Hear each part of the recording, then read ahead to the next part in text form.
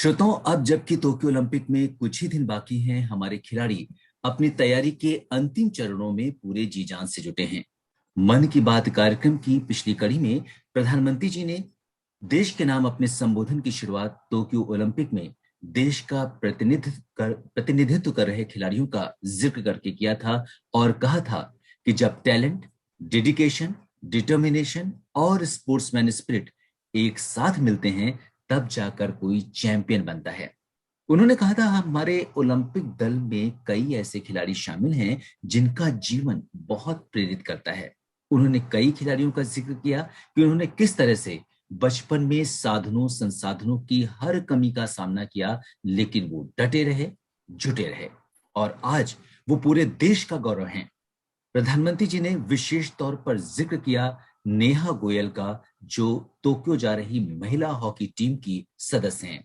आज आकाशवाणी समाचार के ओलंपिक श्रृंखला के इस खास कार्यक्रम में हमारे साथ हैं नेहा गोयल जी। नेहा, आकाशवाणी समाचार में आपका स्वागत है। Thank you so much sir. सबसे पहले तो मेरे को ऑल इंडिया आकाशवाणी समाचार को नमस्कार मेरा, और सेकंड आपने मुझे इनवाइट किया उसके लिए बहुत बहुत धन्यवाद। नेहा, अब जब टोक्यो ओलंपिक में मात्र कुछ दिन ही बचे हैं, कैसी तैयारी चल रही है आपकी?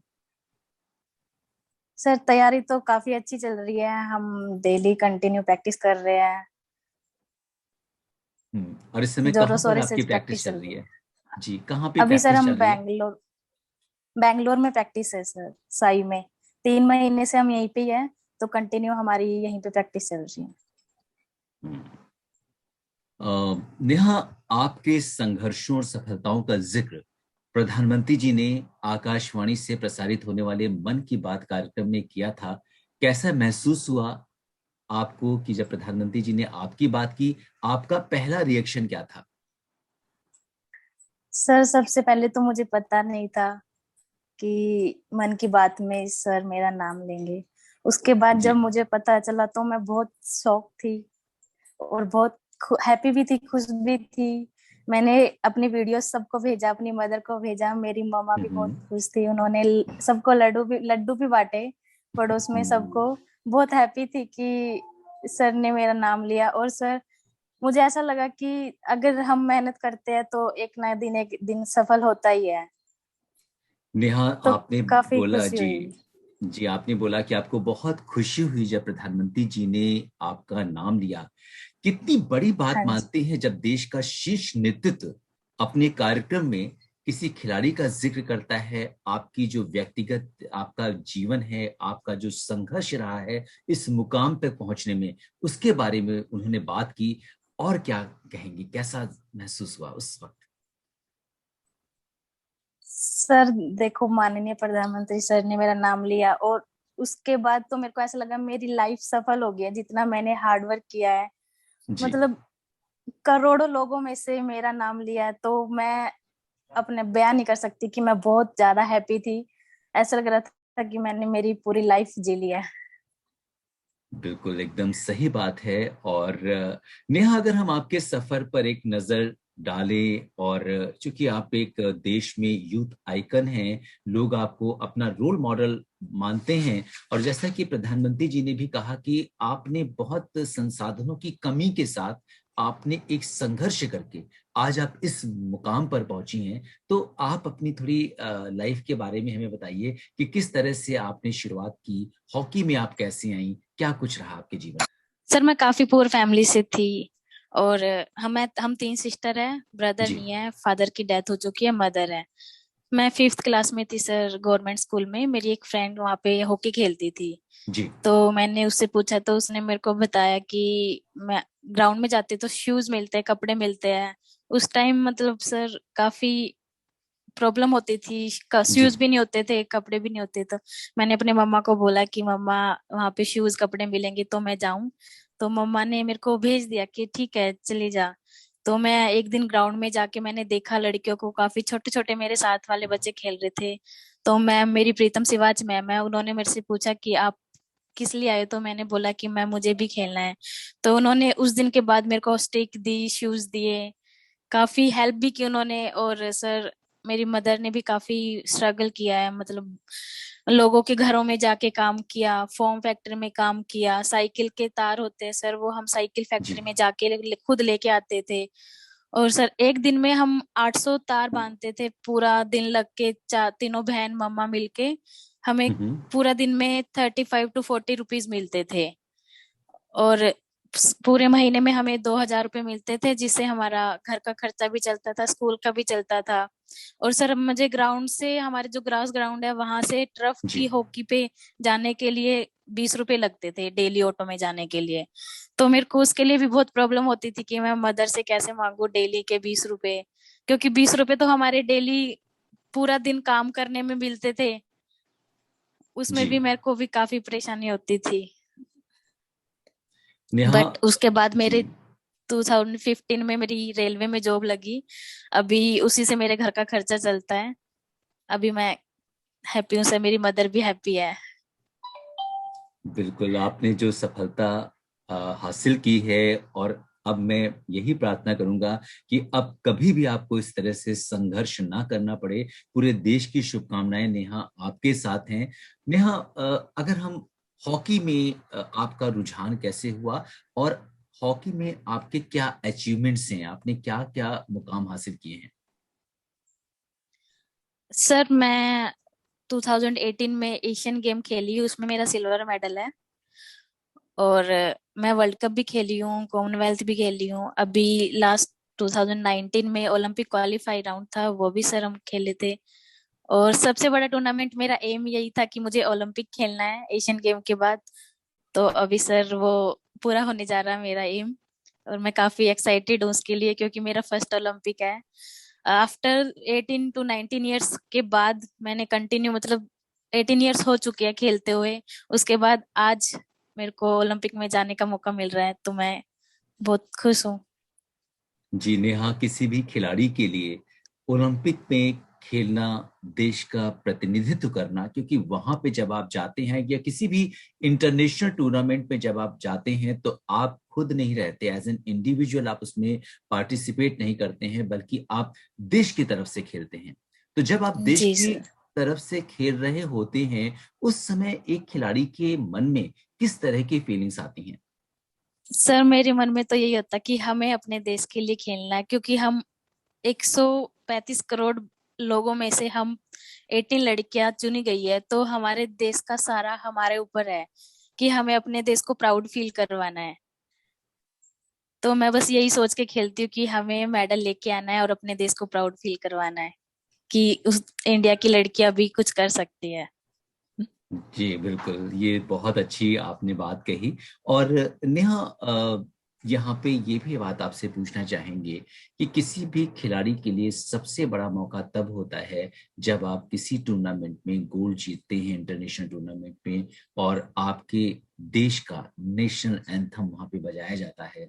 ठीक है, तो उस वक्त जब आपके देश का झंडा सबसे ऊपर होता है, आप गोल्ड जीतते हैं, किस तरह की आपके मन में क्या चल रहा होता है? क्योंकि अक्सर हम देखते हैं कि खिलाड़ी बहुत ध्यान से उस तरफ देख रहे होते हैं, कई बार उनकी आंखों में हम आंसू भी देखते हैं। तो वो भावनात्मक जो क्षण होता है, वो किस तरीके का होता है? सर बहुत भावुक हो जाते हैं हम, आंखों में से भी आंसू आ जाते हैं, क्योंकि हम अपने देश का झंडा सबसे ऊपर देखना चाहते हैं। और उस वो एक वही है, उसी से ही हम अपना देश का झंडा, हम खेल के ही मेडल लेके दुनिया से ऊपर ला सकते हैं सबसे। तो उस टाइम अगर हम मेडल आते हैं गोल्ड, तो हमारा झंडा सबसे ऊपर होता है। वो फीलिंग बहुत अच्छी होती है उसको देख के, इसलिए हम, हमारी आंखों से आंसू आ जाते हैं। और नेहा, हर खिलाड़ी के जीवन में कोई ना कोई उसका रोल मॉडल होता है। आपका रोल मॉडल कौन है? सर मेरी मैम है कोच प्रीतम सिवाच, हम्म। जिनके ग्राउंड में मैं स्टार्टिंग से खेली हूँ। वो ऑलरेडी इंडियन टीम के कैप्टन भी रह चुके हैं पहले 5 इयर्स, और अर्जुन अवार्डी भी हैं। जी। तो मेरे को उन्हीं को देख के रहता था कि मुझे इनके जैसा प्लेयर बनना है, इनके जैसा कैप्टन बनना है और अर्जुन अवार्ड लेना है। तो स्टार्टिंग से ही मेरे रोल मॉडल वही रहे हैं, क्योंकि अपने टाइम के बहुत अच्छे प्लेयर रह चुके हैं।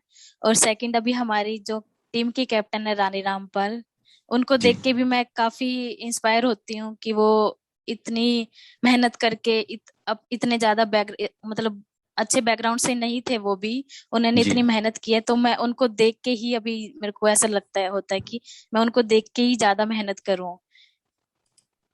जी बिल्कुल।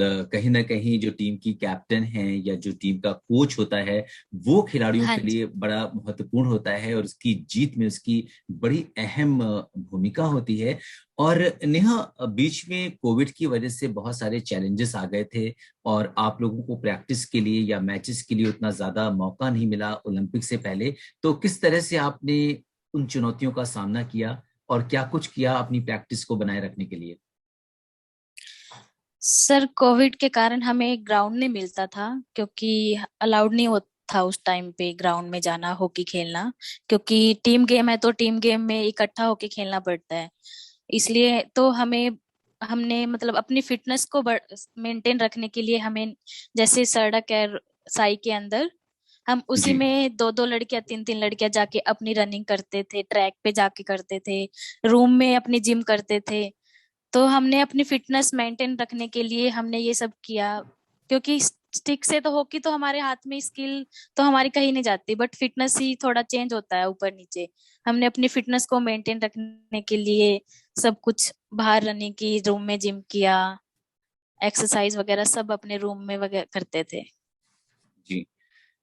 नेहा, आकाशवाणी समाचार ने लोगों को ओलंपिक से जोड़ने और खिलाड़ियों का उत्साहवर्धन करने के लिए ओलंपिक क्विज आकाशवाणी समाचार के साथ की शुरुआत की है, जिससे पूरे देश से श्रोता जुड़ रहे हैं और इसके जरिए सभी खिलाड़ियों को शुभकामनाएं भी दे रहे हैं। आप आकाशवाणी समाचार की इस पहल पर क्या कुछ कहेंगी? सर आकाशवाणी ने जो अभी क्विज स्टार्ट किया है लोगों को ओलंपिक में के लिए जोड़ने के लिए, ये बहुत अच्छी बात है। और जितने ज्यादा से ज्यादा लोग जुड़ेंगे, वो लोगों को उत्साह, हम हमारा भी उत्साह ज्यादा बढ़ेगा और हमें भी अच्छा लगेगा कि लोग हमारा उत्साह बढ़ा रहे हैं, तो हम भी और अच्छा करने की कोशिश करेंगे, ओलंपिक में अपना बेस्ट से बेस्ट देने की कोशिश करेंगे। बस यही है कि जितने लोग हो ज्यादा से ज्यादा जुड़े। और ये आपने बहुत अच्छा स्टार्ट किया है सर। नेहा, आप हमारे ओलंपिक क्विज के विजेताओं को क्या कुछ कहेंगी? जो हमारे विनर्स होते हैं ओलंपिक क्विज के, उनको आप क्या बोलेंगी? आ, सबसे पहले तो आपको मुबारक। आ, और आपने हिस्सा लिया इसके लिए भी बहुत अच्छी बात है कि आप हमारे अ, आकाशवाणी के साथ जुड़ रहे हैं। और आपको भी ये बोलना चाहती हूँ कि आप भी और लोगों को इसके साथ जोड़े, और जितना हो सके और लोग जुड़ेंगे तो औरों को भी बेनिफिट मिलेगा और भी अच्छा, उनको भी अच्छा लगेगा। और आप सभी को कॉन्ग्रेचुलेशन। जी धन्यवाद। और नेहा, जो बडिंग प्लेयर्स हैं, हॉकी को अपना करियर बनाना चाहते हैं, उनसे आप क्या कुछ कहेंगी, जो हमारा यंग इंडिया है? सर देखो, हॉकी या कोई भी स्पोर्ट हो, उसके लिए पैशन होना चाहिए सबसे पहले। हॉकी हो या कोई भी हो, हॉकी में ये है कि हमें टीम गेम खेलना पड़ता है, बट आजकल सब ये होते हैं कि सब इंडिविजुअल में जाते हैं। बट हॉकी में भी काफी अब हम साथ रहते हैं तो हमारा परिवार एक, उसको हम वो कभी कभी घर वालों को भी याद नहीं, मतलब हम बाहर होते हैं तो हम एक दूसरे के साथ रहते हैं, तो हमारा वही परिवार बन जाता है। जी नेहा, बोलिए बोलिए। सिर्फ डिसिप्लिन एक होना चाहिए। अगर आप किसी गेम में जा रहे हो तो हम आपको हार्डवर्क करना पड़ेगा, मेहनत करनी पड़ेगी। ये बात नहीं है कि अगर कोच दिख रहा है तो हम कुछ करें, अगर नहीं देख रहा तो हम खड़े हो जाए। आप किसी भी गेम में जाओ, आपको मेहनत तो करनी ही पड़ेगी सर, अगर आपको सक्सेस के लिए जाना है तो। जी नेहा, आप आकाशवाणी समाचार सुनती हैं? जी सर, डेली सुनती हूँ और बहुत अच्छा लगता है। और आपकी हॉकी के जितने भी मैचेस होते हैं, हम ज्यादातर कोशिश करते हैं अपने कार्यक्रम में उसको लेने की। और इसकी इसका जो आंखों देखा हाल है वो भी हमारे यहाँ से प्रसारित किया जाता है। तो हम लोग भी पूरी कोशिश करते हैं कि स्पोर्ट्स से देश को जोड़ने की। और नेहा, आकाशवाणी समाचार के बहुत सारे श्रोता पूरे देश में इस समय आपको सुन रहे हैं। आप उनसे क्या कहेंगी? ओलंपिक को लेकर क्या संदेश देना चाहेंगी? यही कि ये मैं वैसे तो मैं फर्स्ट टाइम जा रही हूँ, एक्साइटेड हूँ, बट जितने भी प्लेयर्स ओलंपिक में जा रहे हैं वो देश के लिए अपना बेस्ट से बेस्ट देंगे और हम देश को प्राउड फील जरूर करवाएंगे सर। नेहा, पूरी उम्मीद है कि आप पदक लेकर आएंगी, देश का नाम रोशन करेंगी, पोडियम फिनिश करेंगी। हम सबकी शुभकामनाएं आपके साथ हैं। नेहा, आकाशवाणी समाचार से जुड़ने और हमारे श्रोताओं के लिए आपने वक्त निकाला, इसके लिए आपका बहुत बहुत धन्यवाद। और टोक्यो ओलंपिक के लिए आपको ढेर सारी शुभकामनाएं। Thank you so much sir. Sorry अगर कुछ मैंने फर्स्ट टाइम ऐसे बात नहीं की नहीं, है ऑनलाइन। और आपका बहुत बहुत धन्यवाद आकाशवाणी का कि मुझे आपने इनवाइट किया। और लोगों को भी बस ये कहना चाहती हूँ कि थैंक यू, आप सब जितने भी मेरे को सुन रहे हैं। मैं बस ये कहना चाहती हूँ कि मैं आपकी वजह से यहाँ पे हूँ। मैंने हार्डवर्क किया ठीक है, बट अगर आप मुझे सपोर्ट नहीं करते तो आज मैं यहाँ पे नहीं होती। जी उसके लिए बिल्कुल। बहुत बहुत धन्यवाद।